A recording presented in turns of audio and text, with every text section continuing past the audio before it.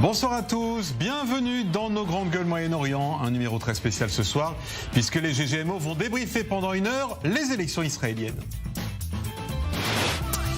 On espérait des résultats clairs et tranchés après ces élections, il n'en est rien. 24 heures après le scrutin, Israël semble retourner à la case départ. Aucun camp n'obtient la majorité de 61 députés et les tractations ont commencé, elles risquent de durer. Alors, tout ça pour ça, ce sera notre grand débat au pays de Bibi.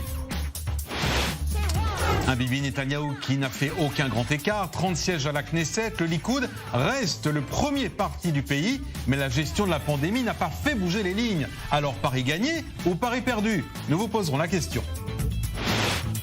On parlera aussi de Yair Lapid, inoxydable opposant. Réussira-t-il à faire un meilleur tour de table que Netanyahou? Et où iront les partis arabes quand l'un d'entre eux, le parti RAM, pourrait accepter une coalition Bibi? Le suspense est insoutenable, un suspense qui risque de devenir aussi insupportable pour des Israéliens qui craignent déjà l'imminence d'un 5e scrutin. Et nos reporters seront tout au long de cette émission en direct avec nous aux quatre coins d'Israël. Jules Ganancier à Tel Aviv, Cyril Amar dans un village arabe, Ariane Ménage à Jérusalem et Jonathan Serrero devant la Knesset. Et voici nos grandes gueules du soir pour débriefer ces élections. Daniel Sheikh, bonsoir. Vous êtes ancien ambassadeur d'Israël en France. Meir Habib, bonsoir. Vous êtes député UD des Français de l'étranger. Et je salue également en direct avec nous depuis Paris, Franck Tapiro. Vous êtes publicitaire. Merci d'être avec nous à nouveau dans les grandes gueules, mon cher Franck. Un bonsoir également à Georges Malbruno qui nous rejoint ce soir dans les grandes gueules Moyen-Orient. Vous êtes grand reporter au Figaro, spécialiste du Moyen-Orient. Merci de nous rejoindre également ce soir pour ces GGMO spéciales. Des GGMO qui vous feront pénétrer ce soir, car on peut encore le dire pour le moment, au pays de Bibi.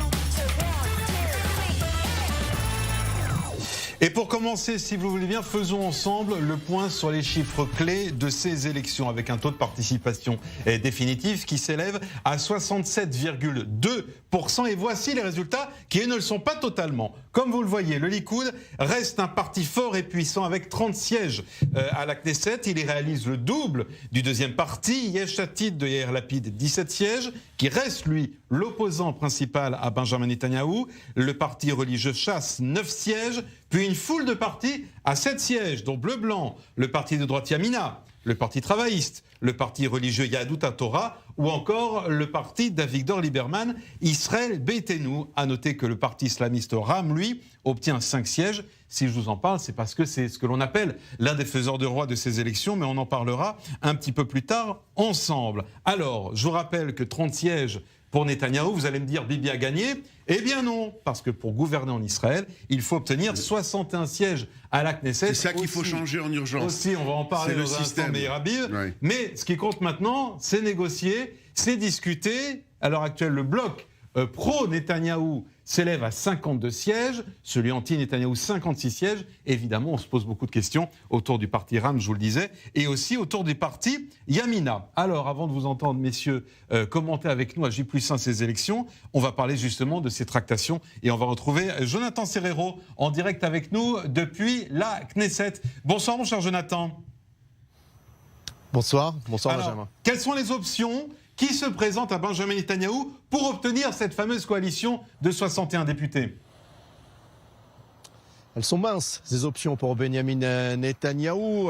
Benjamin Netanyahou espère au moins obtenir 60 députés du bloc de droite. Certains bruits de couloir à la Knesset laissent penser que le Likoud obtiendrait 31 mandats, un mandat supplémentaire, mais pour le moment, le décompte des doubles enveloppes va commencer à partir de 23h. Le Likoud a déjà envoyé son armée et ses cadres pour surveiller ce décompte. Le Likoud et aussi Benjamin Netanyahou ce soir laisserait penser à un soutien parlementaire lointain du parti Ra'am. Des discussions ont déjà commencé en coulisses, même si les deux camps démentent ce soir la tenue de ces discussions. Benjamin Netanyahou veut prendre le pouls et a déjà pris le pouls du côté de Mansour Abbas, de savoir si Mansour Abbas allait soutenir cette fameuse loi empêchant Benjamin Netanyahou de pouvoir se représenter au regard de ces trois chefs d'inculpation. Mansour Abbas l'a d'ailleurs déclaré chez nos confrères de la 12e chaîne de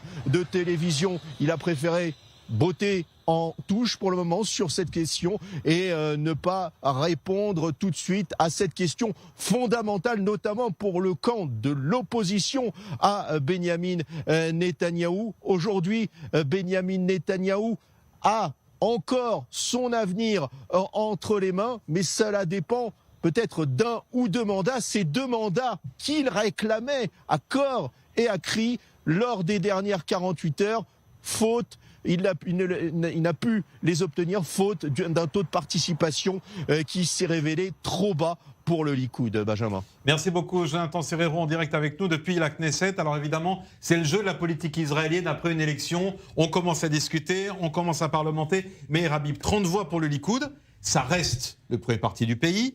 Pas de majorité claire à l'horizon pour autant.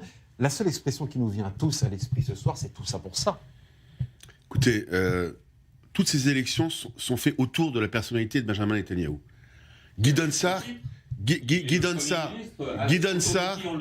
mais non mais oui, c'est vrai, mais ce qui est nouveau, c'est que vous avez dans la même shakshuka, comme j'appelais hier, en face, un parti comme le parti de l'opposition, le parti de Lieberman, qui était à l'époque non grata en France, qui était à l'époque un monstre, c'était le diable parmi le diable, mais qui est devenu souvent maintenant étreint par tout le monde, y compris par la gauche, l'extrême gauche, etc. Les partis arabes, la gauche travailliste qui a fait un bon score, mais enfin, Ben Gurion, avec tout le respect que j'ai pour lui, pour le parti travailliste, doivent se retourner dans sa tombe, parce qu'un parti qui était un parti à plus de 50 mandats aujourd'hui est à 7. Ceci dit, c'est quand même, les gens pensaient que c'était un parti qui avait disparu. Donc ça, c'est une belle réalisation du parti travailliste. Tout ça ensemble, et y compris, surtout, le Guidon Sarr, qui s'est présenté contre Netanyahou au Likoud, qui a perdu, qui a démarré une campagne, qui démarrait avec 24 voix, 23 voix, 15 voix, 12 voix, 10 voix. Il espérait avoir, surtout pas, il a terminé à 6 voix. Tout ça, et malgré ça, Netanyahou a eu un score extraordinaire. Oui. 30, 31 peut-être, 30, 31. Une fois qu'on a dit ça, on n'a pas pour autant un gouvernement. Non, il y a une explication très simple pour Meir Habib. Il se trouve qu'il n'y a pas que les gens de gauche qui trouvent anormal d'avoir un Premier ministre sous 3 inculpations. Il y a aussi des gens de droite qui le pensent. Non, la seule chose qu'ils veulent, c'est sa place. Non, parce qu'à l'époque, mais ils veulent sa place, mais bien sûr. Guidon Sarr. Parce qu'en politique, je suis désolé, on n'a pas normalement envie d'avoir la place du leader. C'est comme ça. Mais à l'époque, tout le monde veut se débarrasser de Benyamin Netanyahou parce qu'il est sous inculpation, 3 inculpations, et ça suffit. Nous ne sommes pas à l'aise avec ça. Et il y a des gens de droite, notamment des gens du Likoud, qui trouvent ça pas normal et qui se sont alliés à des gens de gauche. Et en parlant des mariages un peu bizarres, est-ce que Itamar Ben-Gvir et Mansour Abbas, ça vous paraît comme un mariage plus normal? Il y a la présomption d'innocence. Mais oui, vous savez quoi, Itamar Ben-Gvir, c'est le Lieberman de l'époque. Il aille au tribunal et qu'il va y aller.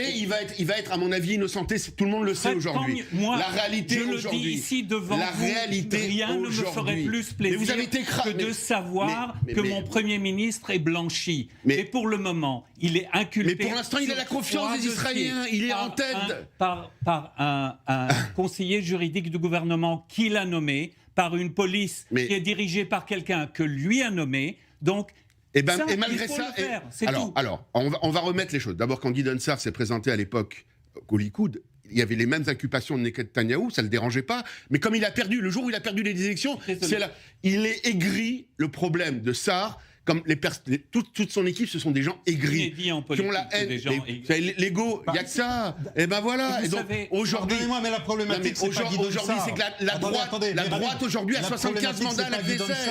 La gauche est laminée. Mais Rabib, ce sont deux camps qui s'affrontent et qui, visiblement, n'ont pas obtenu des scores supérieurs à ce qu'on attendait par rapport à l'élection numéro 1, l'élection numéro 2, l'élection numéro 3. C'est la première élection des grandes gueules Moyen-Orient. Mais c'est la 4e de I-24 en 2 ans.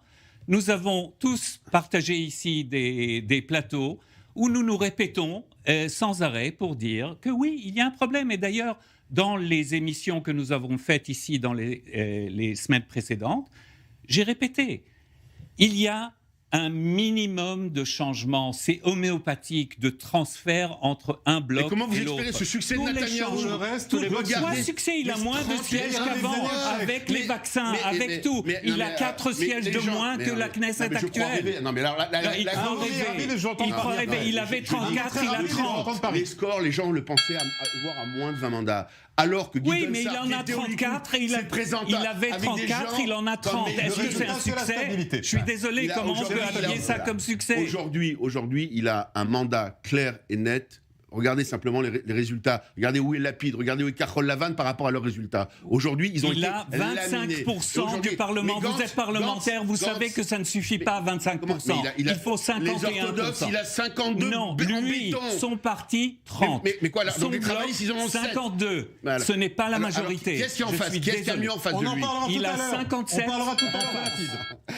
J'aimerais entendre nos grandes gueules de Paris. Le débat est animé ce soir à Tel Aviv, évidemment. Parce que c'est la mauvaise foi de la gauche.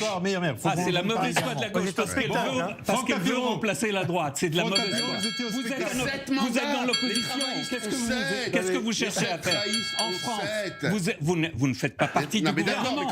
Messieurs, je veux entendre Paris. Franck Tapiro, quel est votre regard depuis Paris quand on voit que cette campagne a eu évidemment à tourner autour de Benjamin Netanyahou, mais que lui également a tenté de mettre en avant la campagne de vaccination, certains accords de paix ou de relations diplomatiques, et que finalement, eh bien, rien ne bouge, Franck. Alors, rien ne bouge quand même, je trouve qu'on est assez dur, parce que on regarde le score de Netanyahou, mais moi, c'est le différentiel avec les autres qui m'intéresse.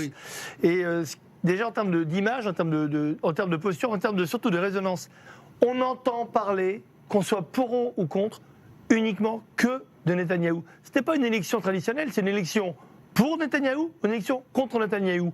On voit bien, et qu'on l'aime ou pas, Netanyahou est totalement imbougeable. Il est au cœur du système, au cœur de la problématique d'Israël aujourd'hui, au cœur de la problématique du Moyen-Orient. Donc déjà, pour moi, cette élection, c'est une victoire absolue pour Netanyahou sur le côté incontournable. On voit bien qu'il n'y a plus de gauche, de droite, de sensibilité, c'est est-ce qu'on est pour ou est-ce qu'on est contre. Un peu comme François Hollande, qui s'était positionné en anti-Sarkozy, en 2012 pour gagner l'élection présidentielle. Il y avait le tout sauf Sarko à l'époque. Il n'a jamais été le président socialiste ou le président de gauche, etc. Exactement, c'est exactement ça. Sauf qu'aujourd'hui, le tout sur Netanyahou, je suis désolé, mais il n'a pas marché. Il n'a pas marché le tout sur Netanyahou, puisqu'il arrive à 30 et le deuxième est à 17. Okay. C'est une victoire pour moi qui n'a pas l'air écrasante. Désolé, ça fait la 4e fois qu'il n'a pas la majorité. Je ne sais pas en quoi c'est un grand succès. Attendez, il n'a pas de majorité. C'est le système qui n'est pas bon. C'est le système qui n'est pas bon. C'est le même système pour tout le monde. La finalité, c'est quand même d'obtenir une coalition. Excusez-moi, mais justement, j'allais y venir. Sauf que le problème, c'est que déjà, par rapport aux chiffres, par rapport à l'arithmétique, il y a autre chose. Moi, ce que j'entends contre Netanyahou, c'est depuis des années la même chose, et M. Sheikh l'a refait encore tout à l'heure, c'est les inculpations et la suspicion. Et en fait, face à ça, je suis désolé, mais il n'y a pas eu de condamnation. Face à ça, il y a ce qui s'appelle, dans un état de droit, comme évidemment Israël, comme en France, la présomption d'innocence. Donc pour l'instant, si la gauche et les anti-Netanyahou n'ont que ça à opposer, voilà pourquoi, quoi qu'il arrive, il sera devant tout le temps. Et à un moment, il va falloir peut-être que quelqu'un d'autre arrête ce genre de calomnie, même si on sait tout le temps qu'il en reste quelque chose, pour proposer vraiment un projet alternatif. Et moi, ce que je dis aux anti-Netanyahou, plutôt d'être anti-Netanyahou et d'avoir uniquement l'idée de la calomnie et uniquement l'idée de la suspicion, proposer un projet évidemment. clair. Je suis désolé, une inculpation, ce n'est pas une suspicion. Je suis désolé, Franck Tapiro. Une inculpation n'est pas une suspicion. C'est bien au-delà de la suspicion. Vous avez que ça en bouche. Vous avez que ça en bouche. Et j'en suis fier. Et j'en suis fier. Il n'est pas condamné. Il n'est pas condamné, mais il est inculpé. Il n'est pas condamné. Mais Monsieur Tapiro, ne soyez pas d'une naïveté presque touchante. Tout ce que Netanyahou cherche pour avoir une majorité, c'est avoir une loi d'immunité. C'est tout ce qui l'intéresse.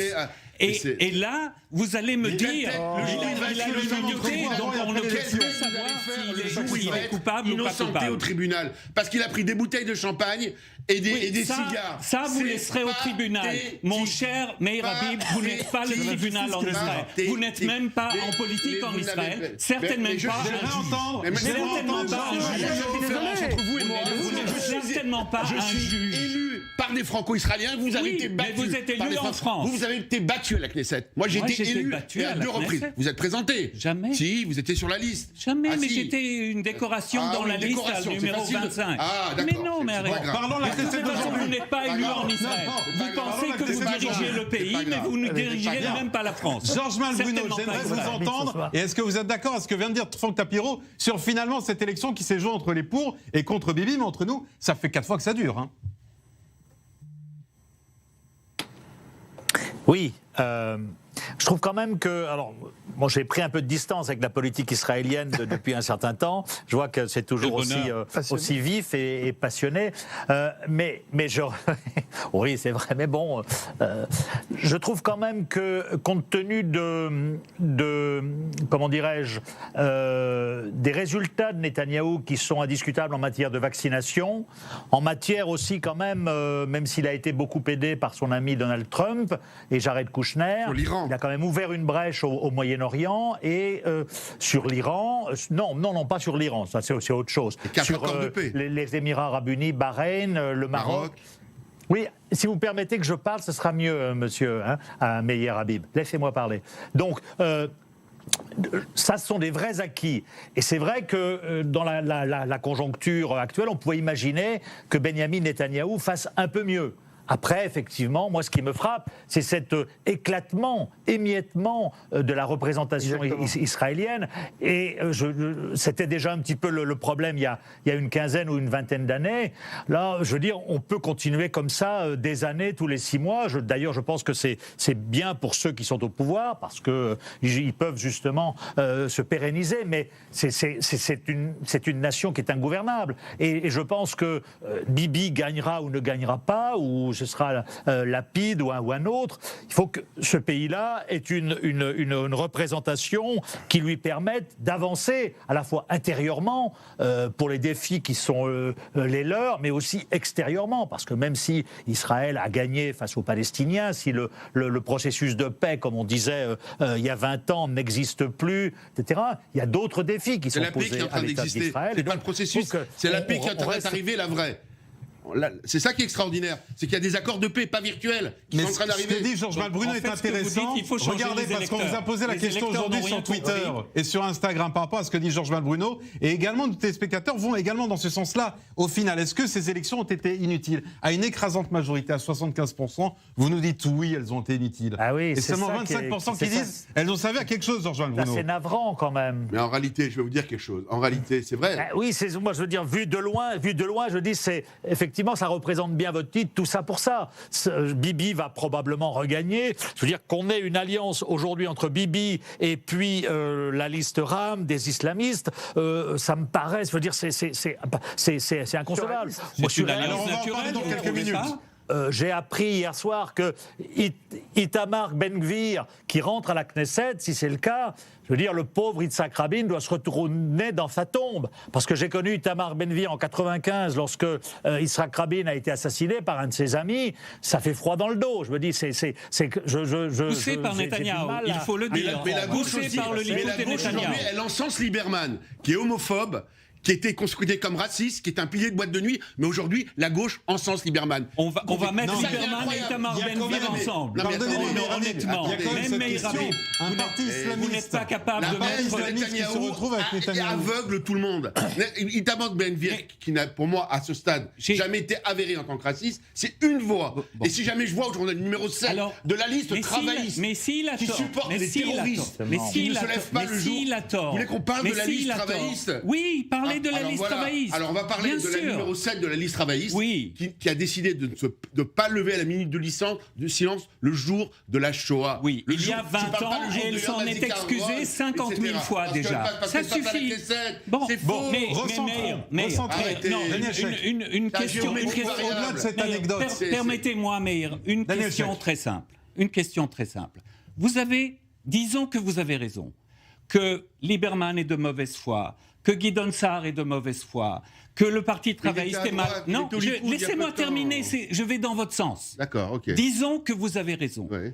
Comment se fait-il que les électeurs ne le comprennent pas? Mais les électeurs, ils ont donné c'est le plus grand écart qu'il y ait jamais eu depuis 40 ans en Israël entre le premier et le deuxième, comme l'a dit Franck Tapiro. Mais on ne peut pas, avec 30 sièges... Là où je suis d'accord avec vous, avec 30 sièges, on ne peut pas gouverner. Il faut un système à la française. Il faut un système avec un Premier ministre, un bulletin... Et en France, sur ça, je pense que vous êtes d'accord. 50,2, on a bonne chance avec ça. Alors, ça fait 70 ans qu'on en parle et personne n'est capable de le faire. Alors attendez, Franck, je vous donne la parole dans un instant, mais d'abord, puisqu'on parle de cette opposition à Benjamin Netanyahou, parlons de son fer de lance, Yair Lapid. Et pour en parler, on va retrouver Julia Ganancia, qui est avec nous en direct depuis la place Habima. C'est le cœur culturel de Tel Aviv. Bonsoir Julia.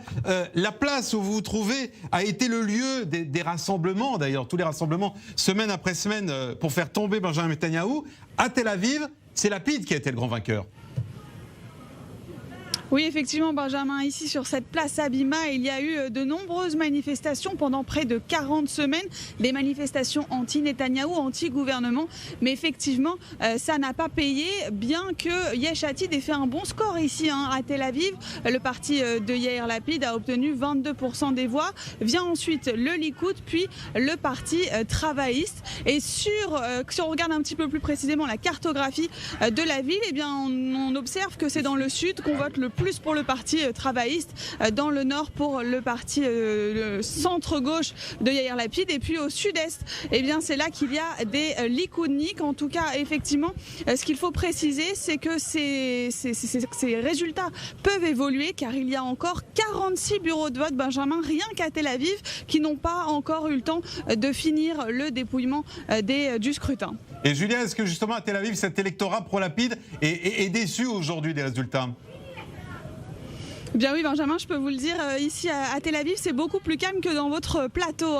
On a l'impression effectivement que les Israéliens sont un petit peu déçus, très silencieux, rien à voir avec ce qu'on a pu voir hier, des gens qui faisaient la fête, qui célébraient ce droit démocratique avant d'aller à la plage, parce qu'évidemment il faisait très beau aussi, alors ça a aidé. On avait beaucoup de gens dans les magasins qui ont fait du shopping, parce que évidemment en Israël, le jour des élections, c'est un jour chômé, et aujourd'hui c'est une toute autre atmosphère, avec effectivement de la déception, parce que Yesh Atid a fait 22%. Ce n'est pas grand-chose comparé au 2 mars dernier. Benny Gantz avait fait 48% ici avec son parti bleu-blanc. C'est énorme. Maigre consolation tout de même pour Tel Aviv, qui vote traditionnellement à gauche. C'est les bons résultats ici dans le poumon économique d'Israël pour Meretz, le parti de la gauche radicale, et le parti travailliste, qui ont fait donc des meilleurs scores par rapport au dernier scrutin. Merci beaucoup Julia Ganancia en direct avec nous de la place Habima, au cœur même de Tel Aviv. C'est vrai que cette journée d'élection, qui devrait être une journée de choix, journée de citoyens, en fait ça s'est transformé en une journée géante de courses, d'achats, et on ne sent pas tellement le devoir de citoyens. C'est qu'alors que chez nous en France, on va peut-être décaler les élections régionales, en Israël les restaurants sont ouverts, le pays est en train de respirer, les gens vont à la plage, et surtout c'est une démocratie. Et ce qui est extraordinaire autour de ce plateau, c'est que ça vote, et que quoi qu'il arrive, on respectera tous le résultat de ces élections. C'est vrai. Il nous reste une minute avant la pub. Franck Tapiro, je sais que vous vouliez réagir. Alors, oui, je voulais dire, il y a en fait aujourd'hui une perception de grands paradoxes en fait en Israël. En quelque temps, on a eu deux séquences qui sont vraiment opposées, ou alors qui traduisent peut-être la réalité de l'État d'Israël. On a eu la première phase qui s'appelle l'union sacrée. C'est la première phase dite de vaccination, de gestion, on va dire, du Covid. C'est l'anticipation, on a acheté des doses plus chères en avance, on a fait de la protection, on a fait du confinement, on a fait de la vaccination de masse. Et Israël est un modèle aujourd'hui absolu. Aujourd'hui, c'est absolument Netanyahou qui a vraiment fait passer ça. Mais surtout, c'est là l'union sacrée, la solidarité de tous les Israéliens, les pros et les anti. Là, on n'en parlait plus. On était tous complètement concentrés sur un objectif, et ça, c'est extraordinaire, parce qu'on oublie que derrière la politique, il faut faire passer ça sur le terrain. Et la solidarité, même si on dit qu'Israël est habitué, parce qu'ils ont tous une forme de militarisation par leur vie, par le fait qu'ils reviennent une fois de temps en temps pour servir l'armée jusqu'à tard dans leur âge, etc. Donc il y a une forme de solidarité par rapport à la défense. Donc dès qu'on attaque Israël, il y a une solidarité. Et après, deuxième séquence, on en arrive à la phase démocratique, et là, on voit une grande division. Donc de l'union sacrée, on part à une grande division, mais c'est pas une division pour moi négative. On en reparle après la pub. Ça montre quoi? Ça montre, ce que je disais à M. Cheikh, du haut de ma naïveté, c'est qu'en fait, en face, il n'y a pas d'opposition. On en reparle après la pub. C'est tout. Franck Tapiro, je vous donne la parole dans un instant. Également un de nos invités ici en plateau à Tel Aviv. On va parler de cette opposition qui est éclatée entre plein de partis. Et puis on va parler aussi de ce parti arabe islamiste qui peut-être sera le faiseur de roi dans cette élection. Cyril Amar sera avec nous dans quelques instants. À tout de suite.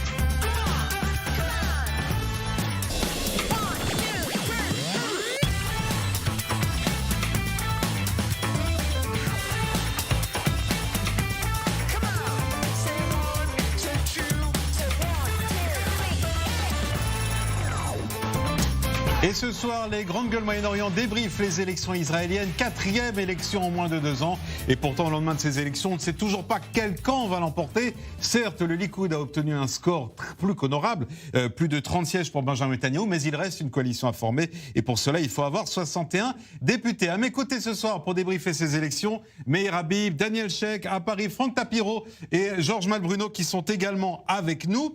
Et juste avant la pause, on parlait de l'opposition, composée notamment par Yair Lapid, qui est le principal opposant par Benjamin Netanyahou. Mais que vont faire les partis arabes? On va s'arrêter sur l'un d'entre eux maintenant, qui l'on appelle, entre guillemets, peut-être un faiseur de roi. C'est le parti islamiste Ram. Et pour en parler, on va retrouver Cyril Amar à Magar. C'est un village arabe israélien. Bonsoir, mon cher Cyril. Vous êtes sous la tente, justement, de ce parti Ram. C'est peut-être lui, ce soir, ou les prochains jours, qui a entre les mains le camp de la victoire.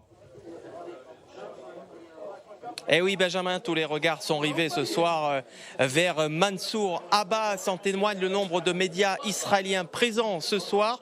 Entre les baklawas, les feux d'artifice, les drapeaux verts de l'islam et le rugissement des enceintes à la gloire de Abu Mohammed. C'est le surnom donné à Mansour Abbas, la star du soir, devenu le temps d'une nuit le faiseur de roi. Et le faiseur de roi ce soir, Benjamin, de ces nouvelles élections, eh bien, il a le choix du roi. Et pour cause, dans sa cour, tous les prétendants au trône, les deux plus grands en tout cas, Benyamin Netanyahou, qui on le sait l'a largement courtisé durant cette campagne électorale, et puis Yair Lapid, qui du coup eh bien, est décomplexé puisque grâce au Premier ministre israélien, les députés arabes sont désormais fréquentables. Alors que va-t-il faire? Eh bien c'est la question que tout le monde se pose ce soir. Vers qui va-t-il aller? Vers qui va-t-il faire pencher la balance, Benyamin Netanyahou ou Yair Lapid? Il refuse évidemment pour l'instant de s'avancer, il avance plutôt masqué même, il va faire monnayer très cher son entrée au gouvernement. Et d'ailleurs il a évoqué durant notre entretien, Benjamin, il y a quelques heures maintenant, la possibilité d'une voie médiane, ni opposition ni coalition, mais le soutien d'un gouvernement minoritaire, qu'il s'agisse de Netanyahou ou de Lapid, pour eh bien, soutenir et faire avancer les dossiers qui préoccupent vraiment la communauté arabe israélienne. On le sait, la violence, les infrastructures, l'éducation. Et pour ce qui est de la liste arabe unie, évidemment, les droits familiaux aussi, avec cette sensibilité à fleur de peau pour les droits LGBT ou contre les droits LGBT. Je vous propose d'écouter Mansour Abbas. Pour l'instant, sur ce dossier, il est préférable de prendre le temps d'y réfléchir plus tard. Que la partie adverse décide si la politique israélienne, la société israélienne et le système politique israélien acceptent la légitimité des élus politiques arabes. Tout le monde aujourd'hui, y compris Netanyahou, veut être Premier ministre grâce aux voix des électeurs arabes. Est-ce que les chefs de parti veulent l'emporter grâce aux élus arabes? Il y a une différence entre donner la légitimité aux élus ou aux électeurs. Merci beaucoup Cyril Amar. Cyril, un mot peut-être sur l'électorat arabe israélien quand même, qui finalement s'est peu mobilisé hier. Ah oui, Benjamin, je crois qu'on peut clairement parler d'un vote sanction. Hein. La liste, les représentants arabes israéliens qui perdent 4 mandats, ils étaient à 15, ils sont aujourd'hui à 11. Lorsqu'on additionne la liste arabe unie de la liste commune, c'est clairement un vote sanction. Les arabes israéliens qui ne veulent plus de liste divisée au terme d'une année qui a été difficile avec la pandémie évidemment, mais aussi avec la violence, les homicides qui se sont déchaînés dans la rue arabe israélienne. Merci beaucoup Cyril Amar. Je vous laisse dans cette tente très animée où peut-être on décidera dans les prochaines heures eh bien, le camp qui sera choisi, puisque chaque camp dans cette coalition, c'est le pro-Bibi ou c'est l'anti-Bibi, veut évidemment avoir le plus de partis avec elle. Mais Yair Habib, il faut quand même qu'on reparle de cette particularité, ce parti islamiste qui va décider peut-être de siéger avec Benjamin Netanyahou. C'est très important. Peut-être, c'est pas tout à fait exact ce qui a été dit par votre reporter, dans le sens où c'est pas Netanyahou qui est en train de courtiser Mansour Abbas, c'est l'inverse. Parce que traditionnellement, depuis des années, les partis arabes sont considérés comme à la gauche. Non, il n'a pas dit comme ça. Comme à la gauche. Non, mais Meir Habib l'a dit comme ça. Disons, et en réalité, ce qui s'est passé pour la première fois, il y a 2-3 ans, Mansour Abbas a dit que nous, aujourd'hui, on veut aller pour les gens qui font du bien à la population arabe. On va laisser, évidemment, ils ont une idéologie politique, mais au-delà de ça, il y a une violence qui est très forte. Il n'y avait pas mieux que Benyamin Netanyahou à l'époque. Il dit de façon claire et nette, pour les Arabes. Aujourd'hui, j'irai avec ceux... Peut-être on peut essayer de terminer, avec votre permission. Parce que pendant des années, la gauche a dit les partis arabes, c'est pour nous. Mais Israël est un État démocratique où vivent une forte minorité musulmane et arabe, et chrétienne d'ailleurs aussi, musulmane, chrétienne, arabe. Et là, pour la première fois... On voit les lignes qui bougent. Il y a un parti qui dit on est prêt, peut-être de l'extérieur, à dire on va aller avec des gens qui vont s'occuper. Et ça, vous devez savoir que dans le programme de Netanyahou, il est extrêmement... déterminé à faire en sorte que la population arabe vive mieux, faire en sorte que la police soit présente, faire en sorte qu'au niveau de l'éducation, au niveau des routes, au niveau des infrastructures, ils veulent faire des vols directs jusqu'à la Mecque. C'est extrêmement important. Il y a 4 accords de paix qui ont été signés et 4 accords de paix qui vont être signés. C'est une nouvelle page pour Moyen-Orient. On parle de paix, d'une vraie paix. Et ça, c'est extraordinaire. Et là, peut-être, on va casser les barrières, on cassera les murs. Ça, seulement un homme fort peut le faire. Netanyahou peut le faire. Et les Arabes ont commencé à le comprendre. J'aimerais entendre à Paris. Abou Yahir, il l'appelle. J'aimerais entendre à Paris. Il faut quand même me laisser... Un mot, Daniel Sheikh. Non, pas un mot. Moi, j'ai des choses à dire là-dessus. Donc, si vous voulez aller à Paris, vous revenez vers moi après. Mais je vais faire un marché avec Meir Habib d'abord. J'ai été calme pendant 30 secondes. Je serai calme pendant 40 secondes. Exactement. Voilà. Mais à 41... D'abord, je veux féliciter le Likoud et Benyamin Netanyahou pour avoir changé de cap sur les représentants de la population arabe. Après des décennies d'avoir délégitimé totalement les partis arabes en reprochant à la gauche de vouloir reposer une majorité sur les partis arabes, ils ont finalement compris que 20% de la population israélienne, ce sont des citoyens arabes et qu'ils ont des représentants qui ne sont pas moins légitimes que les juifs. Je les félicite. Simplement, ça marche maintenant dans les deux sens. Si c'est légitime pour Netanyahou, c'est tout aussi légitime pour Yair Lapid. Et on ne pourra plus dire quoi, Yair Lapid, il va maintenant essayer de former une majorité se reposant sur une participation ou une participation extérieure de la liste arabe unie, pourquoi pas? Il est hors de question qu'un parti antisioniste rentre au gouvernement, en tout cas. Mais je suis désolé, mais le parti islamiste, ce ne sont pas des grands sionistes. Je ne sais pas si vous avez vérifié. Là, on est d'accord là-dessus. Que je vous ai posée tout à l'heure. Là, on est pas d'accord. Moi, je fais une grande différence entre les partis arabes et la population arabe. Oui, mais vous faites un marché avec le parti arabe, pas avec la population. Je ne crois pas que Netanyahou fait un marché avec qui ce soit. Je suis désolé. Mansour Abbas et ses compagnons ne sont pas plus sionistes que Ayman Odeh. Je vais entendre Paris, s'il vous plaît, messieurs. Je vais entendre Paris, parce que c'est intéressant, justement, Georges Malbruno, quand vous voyez ce parti arabe qui désormais se dit, tiens, je vais peut-être être dans le camp de Bibi, est-ce que ça va aussi au-delà des idées reçues qu'on se fait sur les partis arabes israéliens et la population arabe israélienne, sur son positionnement dans cette société ?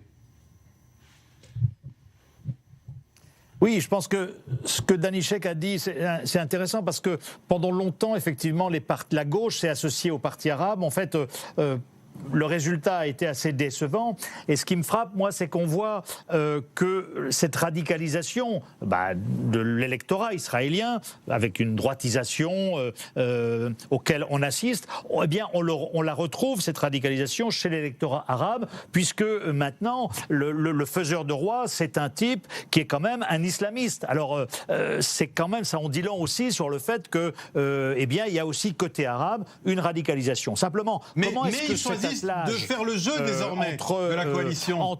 Georges Malbruno, c'est la grande différence. Désormais, ils disent on ne veut plus rester à part, on veut être dans le jeu. C'est déjà un beau signe pour une démocratie.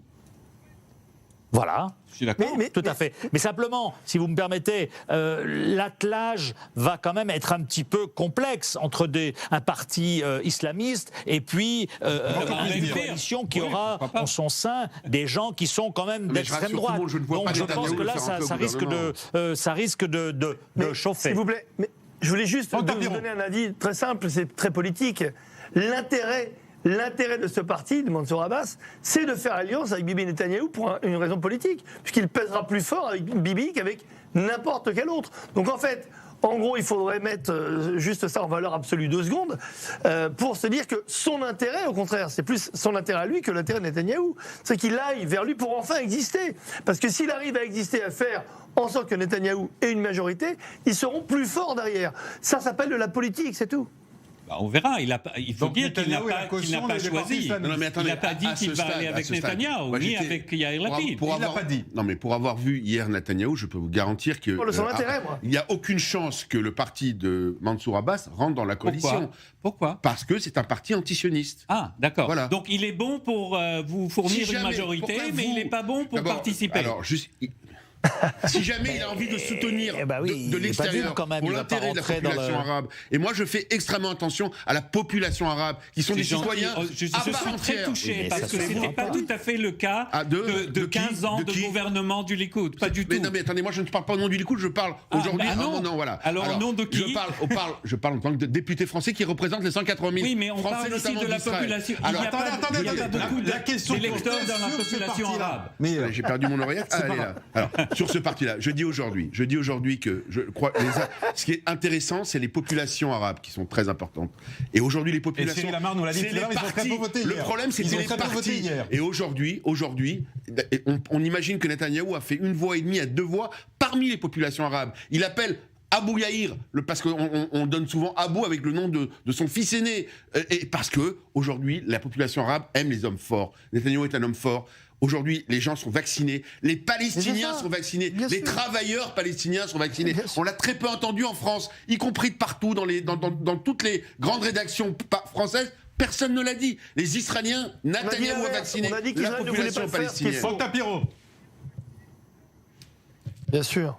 On a dit exactement l'inverse, Maillard. On a fait croire en France que Israël avait refusé de vacciner les Palestiniens, alors qu'en décembre de l'année dernière, il y avait eu un refus de la part de l'autorité palestinienne d'accepter la vaccination. Absolument. Donc c'est fake news en France, on en a marre, on essaie de vraiment combattre contre ça, mais en aucun cas... Bibi Netanyahou, au contraire, c'est le gouvernement israélien qui a proposé de vacciner la population palestinienne. Il faut le dire et le répéter. Absolument. Parce que malheureusement, les médias français ne parlent que des mauvaises nouvelles venant de cette partie du monde. Et la vérité est sur i24 News. Je vous remercie de le rappeler. Allez, on était tout à l'heure à Tel Aviv. On va voir maintenant les votes du côté de Jérusalem. On va retrouver Ariane Ménage dans l'allée commerçante Mamila, l'un des plus beaux endroits de Jérusalem. Bonsoir Ariane. Alors, sans surprise évidemment, ce sont les partis religieux qui ont fait le plein de voix à Jérusalem, et notamment le parti Yahadut HaTorah. Effectivement, Benjamin, et là, pas de surprise puisqu'on sait qu'à Jérusalem, on vote traditionnellement à droite. Alors, il y a tout de même quelques petites différences par rapport au scrutin de l'année dernière, puisque l'année dernière, c'est le Likoud de Benyamin Netanyahou qui était arrivé en tête ici dans la ville sainte. Et cette fois, donc, c'est son allié, le parti Yahadut HaTorah, mené par Moshe Gafni, qui donc arrive ici à la première place en récoltant environ 23,5% des suffrages. Il y suit donc de très près par le Likoud de Benyamin Netanyahou avec environ 20,70% des voix à Jérusalem. Et puis en 3e et 4e place, on retrouve respectivement le parti orthodoxe Chasse et le parti de Bezalel Smotrich, le parti sioniste religieux, pardon. Et puis ensuite les partis qui composent finalement le bloc que l'on surnomme le bloc anti-Netanyahou, eux arrivent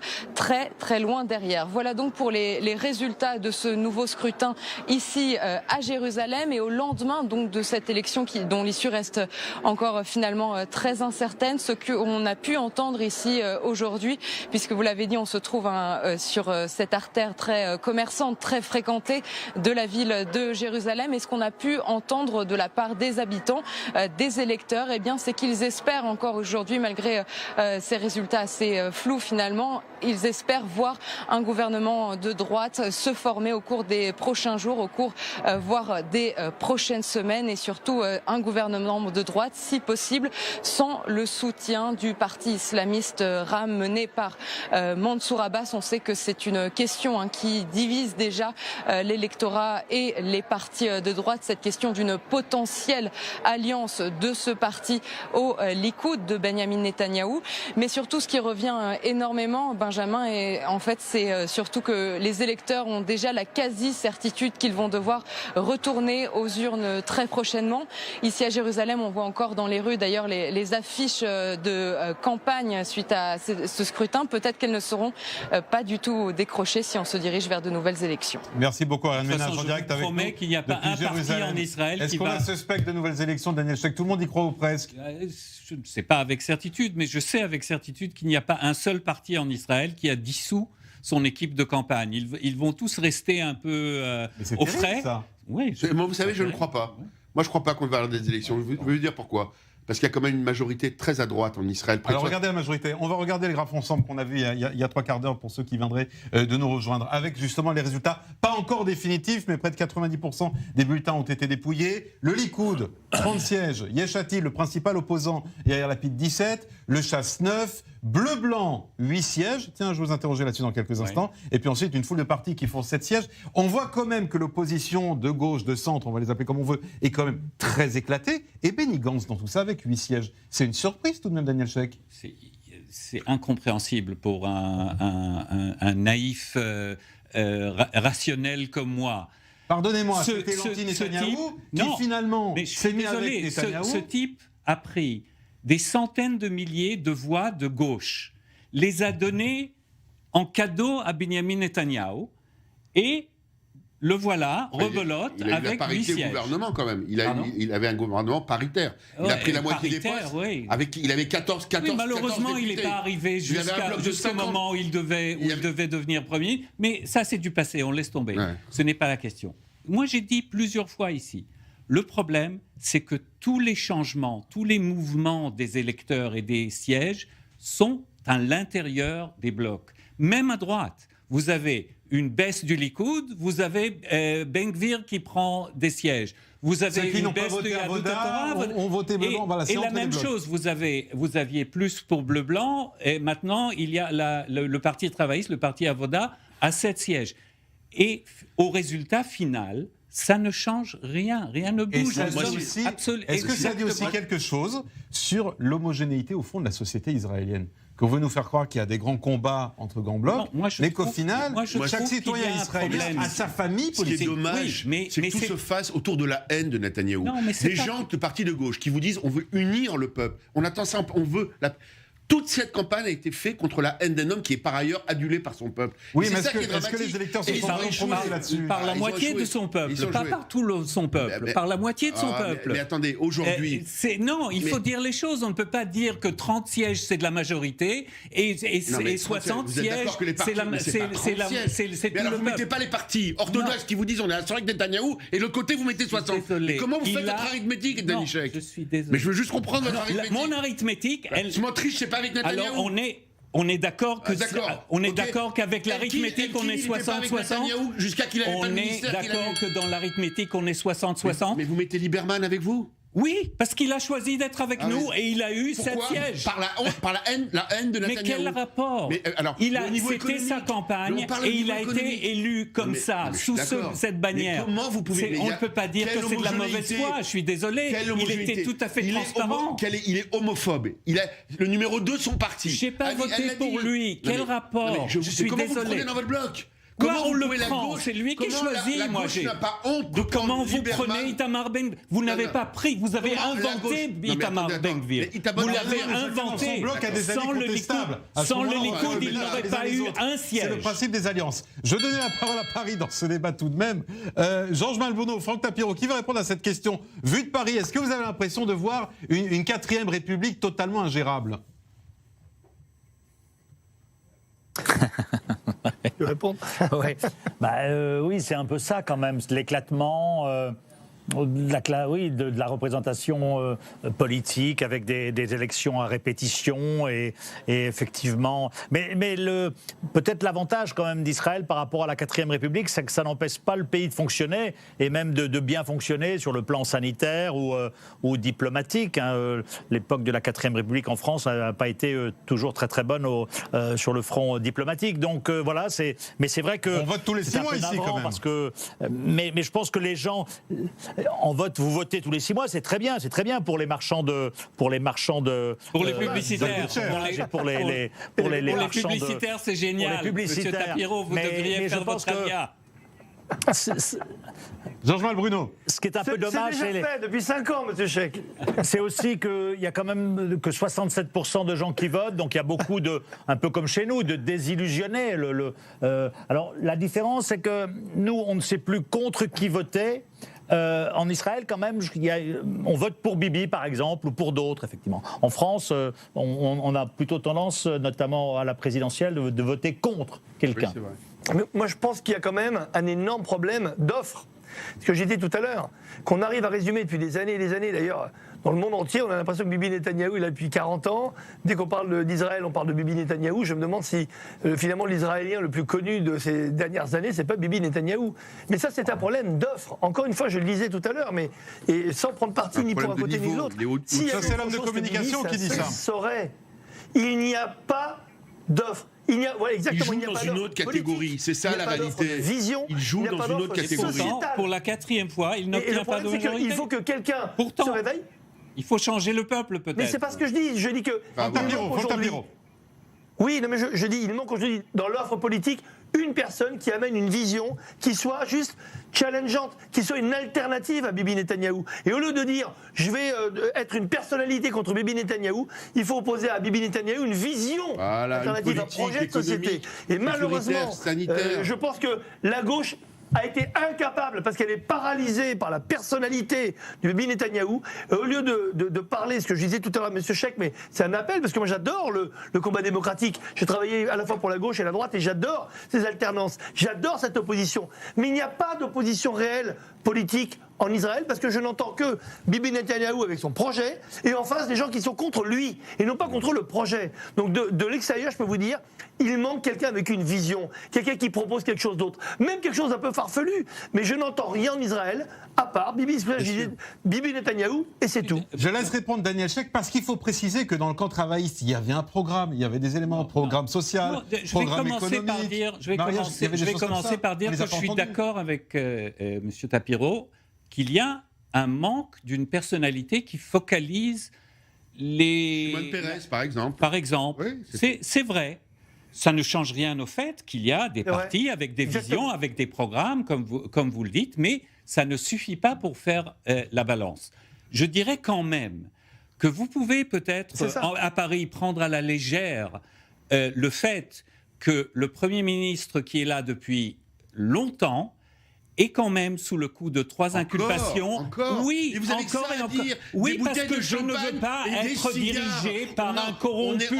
Je suis désolé, parce que ça ne vous dérange peut-être pas. Mais c'est délirant. Moi, ça me dérange. Et s'il doit être blanchi... J'ai quelques milliers d'heures avec Netanyahou en tête à tête, et vous le savez, il n'est pas corrompu. Et si vous n'avez pas le droit de dire qu'il est corrompu... J'ai le droit de dire qu'il est sous suspicion de corruption. Parce que là, il peut vous attaquer pour diffamation. Alors qu'il m'attaque, je ne serai pas le premier à le dire qu'il n'attaque pas. Vous n'avez que ça à dire. Oui, j'ai ça à dire. Parce que ce pays n'a pas été fait pour être dirigé par des corrompus qui veulent à tout prix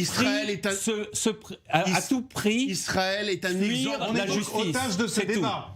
Il n'a qu'à se présenter tranquillement devant le tribunal et se faire soit blanchir, soit condamner. De la gauche, n'ont que ça à dire. Ce n'est pas que... Oui, je suis désolé. Au niveau Mes sécuritaire, parents n'ont pas créé ce pays pour être dirigé par des gens qui sont sous suspicion de corruption. On disait la même chose de Begin à l'époque, qui était un criminel. Ça ne vous dérange pas? Moi, ça me dérange. Je suis désolé. Et ça continuera à me déranger, et ça dérange la moitié du pays. Corrompu, contrairement. Très bien qu'il n'a qu'à aller au tribunal. La présomption d'innocence. Oui, il est très bien référendum. Il a la présomption d'innocence. Il doit se présenter au tribunal et ne pas chercher l'immunité. Ne pas Il n'a pas été chercher une immunité. Mais il l'a dit. Non, mais c'est dramatique. Mais c'est dramatique, oui. Je suis d'accord que c'est dramatique. Il a dit noir sur blanc il y a 4 jours qu'il ne demanderait pas une immunité. Oui, et on verra. S'il a la majorité, il ne va jamais faire une loi de... Daniel Cheikh, un mot par rapport à ce qu'a dit peut-être plus calmement Franck Tapiro tout à l'heure. Qui peut être la personne qui peut incarner le camp d'en face? Non, je vous promets que si j'avais un candidat, je ne le cacherai pas. Il n'y en a pas. Je suis... Elle est pleine d'espoir. C'est Blanche-Neige et les 7 nains. Attendez, tout le monde en même temps. Daniel Cheikh. C'est gentil. Merav Michaeli a énormément de potentiel, certainement pas pour tout de suite. Elle le dit d'ailleurs elle-même. Elle a fait un exploit en 7 semaines. Elle a pris un parti qui était mort. Elle a obtenu 7, peut-être 8 sièges. Elle l'a fait sans attaquer les autres, sans essayer de... Elle a fait une très bonne campagne. Elle a fait une très bonne campagne, qui était la seule campagne d'ailleurs qui était sur du contenu. Et en plus, elle a été élue démocratiquement. Elle avait un vrai programme. Elle est élue démocratiquement. Ça, c'est intéressant. C'est la seule femme qui dirige un parti, et c'est la première fois dans l'histoire d'Israël qu'il y a une liste 100% paritaire. 5 mecs, 5 femmes. Et moi, je trouve ça a impressionné beaucoup d'Israéliens. Je pense qu'avec le temps, elle grandira, elle va peut-être être capable de réunir, pas tout le bloc de centre-gauche, mais peut-être le Parti travailliste et Meretz, et peut-être une la liste prochaine moderne. fois. Une liste moderne, Une liste voilà. moderne. Et si on avait été en France, on aurait peut-être écrit en écriture inclusive aussi, pour aller au bout des... Ah, elle le fait d'ailleurs, elle ne se prive pas. L'inclusif en hébreu? En hébreu, et comment? Oui, et c'est beaucoup on va en plus parler, compliqué. c'est un d'émission. Et c'est beaucoup plus compliqué parce que même en parlant, il faut le faire doublement. Merci à tous. Merci à tous. Voilà. La conclusion ce soir, c'est qu'on ne sait toujours pas qui va diriger Israël dans les prochains mois, les prochaines semaines. Merci Meir Habib, merci Denis Sheikh, Franck Tapiro, Georges Malbruno, merci à tous les deux. C'est un débat très côté israélien, mais je vous réinviterai évidemment pour parler d'autres sujets où vous aurez beaucoup plus la parole les uns et les autres. Dans un instant, suite de notre soirée spéciale en compagnie de David Neyman pour continuer à débriefer et analyser ces chiffres. Quelle coalition sortira avec quel bloc? Le bloc pro-Netanyahou ou les blocs anti-Netanyahou? Bonne soirée à toutes et à tous.